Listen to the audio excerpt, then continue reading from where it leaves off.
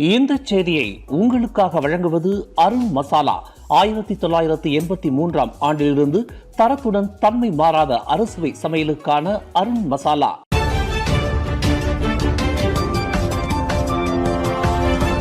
வணக்கம். திசைகளின் ஒரு மணி செய்திகள். முஸ்லிம் அல்லாதோர் நிகழ்ச்சிகளுக்கு முஸ்லிம்கள் புதிய வழிகாட்டல் விதிமுறைகள் சர்ச்சை செய்யாதீர். அவற்றின் நோக்கம் மிக உன்னதமானது.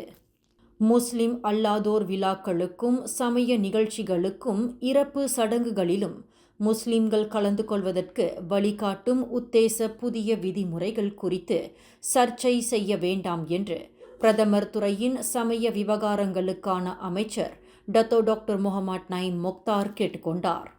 முஸ்லிம்களுக்கான இந்த உத்தேச வழிகாட்டல் விதிமுறைகள் குறித்து தவறான புரிதல்களையோ சர்ச்சையையோ உருவாக்க வேண்டாம் என்று அனைத்து தரப்பினரையும் அவர் கேட்டுக்கொண்டார்.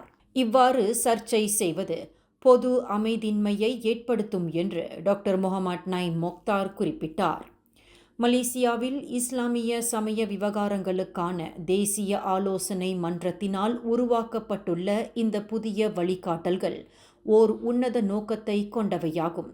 மதம் சார்ந்த செயல்பாடுகள் சீராகவும் முறையாகவும் நடைபெறுவதை உறுதி செய்வதற்கு தேசிய நல்லிணக்கத்தை வலுப்படுத்துவதற்கான தளமாக இவ்விவகாரத்தை அனைவரும் பார்க்க வேண்டும் என்று அவர் கேட்டுக்கொண்டார்.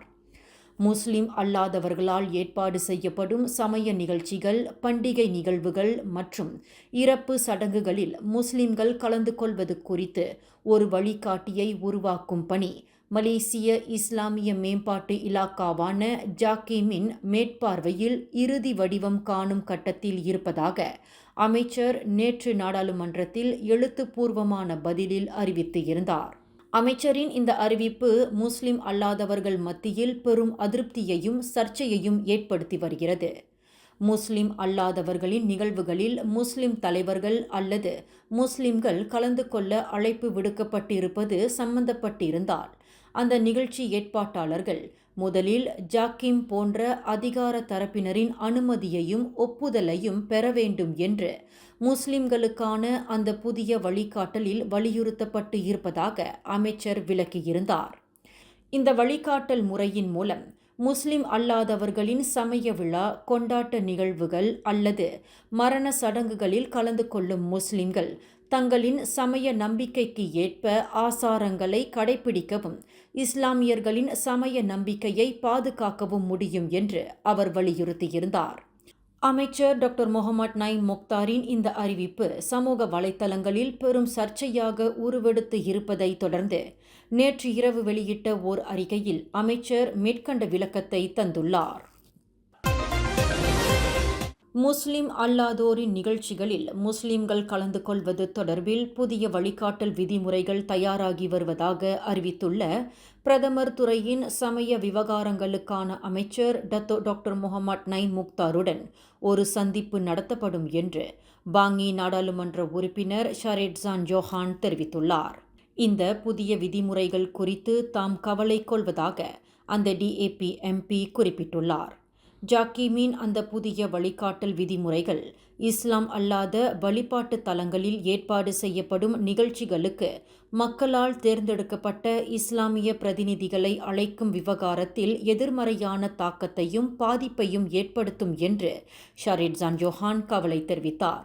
தங்களுக்கு விடுக்கப்பட்ட அழைப்பை ஏற்று முஸ்லிம் மக்கள் பிரதிநிதிகள் இஸ்லாமிய அல்லாத வழிபாட்டு தலங்களில் நடத்தப்படும் நிகழ்ச்சிகளுக்கு செல்கிறார்கள் என்றால் அங்கே சமய வழிபாட்டில் கலந்து கொள்வதற்காக அல்ல, மாறாக தன்னை எம்பியாக தேர்ந்தெடுத்த முஸ்லிம் அல்லாத வாக்காளர்களுக்கு கடமையாற்றவும், அவர்களின் மகிழ்வில் இரண்டர கலக்கவும், அவர்களின் குறைகளை கேட்டறியவும், நிதி உதவி வழங்கவும் செல்கிறார்கள் என்பதை நினைவில் கொள்ள வேண்டும் என்று ஷரேட்சான் ஜோஹான் வலியுறுத்தினார்.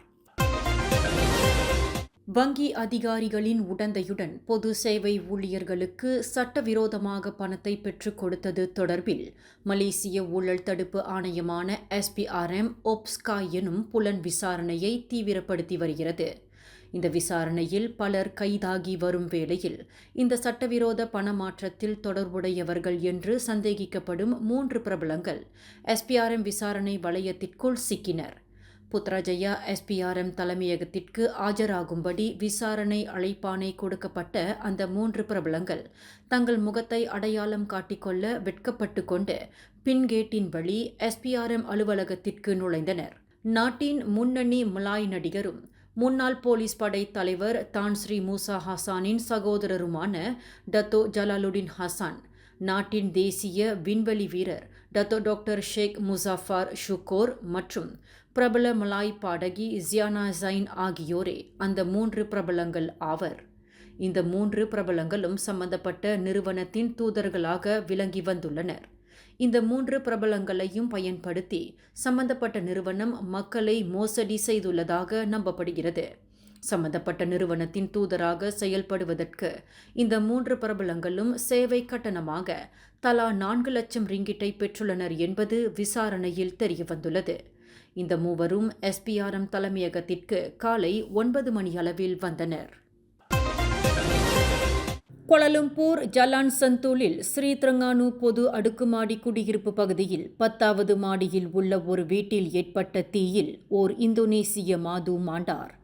இதில் 50 வயது மதிக்கத்தக்க அந்த மாது வீட்டின் குளியல் அறையில் இறந்து கிடந்தது கண்டுபிடிக்கப்பட்டது. இந்த தீ விபத்து குறித்து இன்று வியாழக்கிழமை அதிகாலை 12:38 மணியளவில் கோலாலம்பூர் செயலாக்க நடவடிக்கை அறை ஓர் அவசர அழைப்பை பெற்றதாக தீயணைப்பு மீட்பு படை அதிகாரி கமாண்டர் யோகேஸ்வரன் தெரிவித்தார். சத்துல், தித்திவாங்சா மற்றும் ஜலான் ஹங்துவா ஆகிய 3 நிலையங்களில் இருந்து தீயணைப்பு வண்டிகளுடன் சுமார் 20 வீரர்கள் விரைந்ததாக அவர் குறிப்பிட்டார். அவ்விடத்திற்கு வீரர்கள் சென்றடைந்த போது அந்த பொது அடுக்குமாடி குடியிருப்பு பகுதியில் 10வது மாடியில் உள்ள ஒரு வீட்டில் தீ கொழுந்துவிட்டு எரிந்து கொண்டிருந்தது. வீட்டின் நாலாபுறமும் பரவிய தீ அதிகாலை 1:30 மணியளவில் முழுமையாக கட்டுப்படுத்தப்பட்டது. வீடு 90 விழுக்காடு அழிந்துவிட்டதாக யோகேஸ்வரன் தெரிவித்தார். குளியல் அறையிலிருந்து மீட்கப்பட்ட மாதுவின் உடல் உரிய நடவடிக்கைக்காக போலீசாரிடம் ஒப்படைக்கப்பட்டதாக அவர் குறிப்பிட்டார். முன்னாள் பிரதமர் துன் மகாதிர் முகமட்டிற்கு சொந்தமான சமூக வலைதள கணக்கு மற்றும் எக்ஸ் செயலி ஊடுருவப்பட்டுள்ளதாக புகார் தெரிவிக்கப்பட்டுள்ளது. துன் மகாதீரின் செடட்2 ஆஃபிஷியல் சமூக வலைதள கணக்கு ஊடுருவப்பட்ட நிலையில் நேற்று புதன்கிழமை முதல் திறக்கப்பட முடியவில்லை என்று துன் மகாதீரின் அதிகாரி அடாம் முக்ரிஸ் மொஹமட் முஹிடின் தெரிவித்துள்ளார். துன் மகாதீரின் சமூக வலைதள கணக்கு ஊடுருவப்பட்டு இருப்பது குறித்து மேற்கண்ட செயலிலிருந்து மின் அஞ்சல் வந்திருப்பதையும் அவர் சுட்டிக்காட்டினார். பர்லீஸ் மாநில முஃப்தி ஏற்பாடு செய்த ஜக்கீர் நாயிக் சொற்பொழிவு நிகழ்ச்சி தொடர்பில் கேள்வி எழுப்பியிருக்கும் DAP நாடாளுமன்ற உறுப்பினர்களை சமய அறிஞர் டாக்டர் முகமது அஸ்ரி ஜைனுல் அபிடின் சாடியுள்ளார். தாம் அமைதியாக இருப்பதற்கு முக்கிய காரணம் பிரதமர் என்ற முறையில் டத்தோஸ்ரீ அன்வார் இப்ராஹிம் தலைமைத்துவத்தை மதித்து வருவதாக அவர் குறிப்பிட்டார்.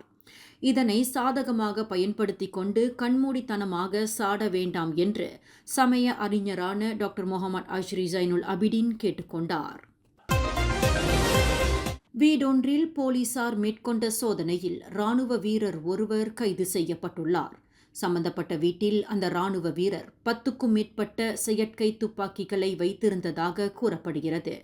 நேற்று முன்தினம் ஈப்போ ஜலான் தம்போன் அருகில் கேம் ஷெட் புத்ரா இராணுவ முகாம் குடியிருப்பில் புக்கிட் அமான் போலீஸ் தலைமையகத்தின் கடுங்குற்றங்கள் தடுப்பு பிரிவான D9 இந்த சோதனையை மேற்கொண்டது. இதில் 34 வயதுடைய இராணுவ வீரர் கைது செய்யப்பட்டதாக பேரா மாநில இடைக்கால போலீஸ் தலைவர் ஜுல்கிஃப்லி சரியாட் தெரிவித்தார். இந்த செய்தியை உங்களுக்காக வழங்கியது அருண் மசாலா. 1983ஆம் ஆண்டிலிருந்து தரத்துடன் தன்மை மாறாத அறுசுவை சமையலுக்கு அருண் மசாலா. மேலும் செய்திகளை தெரிந்து கொள்ள கீழே இருக்கும் பெல் பட்டனை அழுத்துங்கள். உங்கள் மகிழ்ச்சியை வெளிப்படுத்த லைக் மற்றும் ஷேர் செய்யுங்கள். தொடர்ந்து திசைகளோடு இணைந்திருக்க சப்ஸ்கிரைப் செய்யுங்கள்.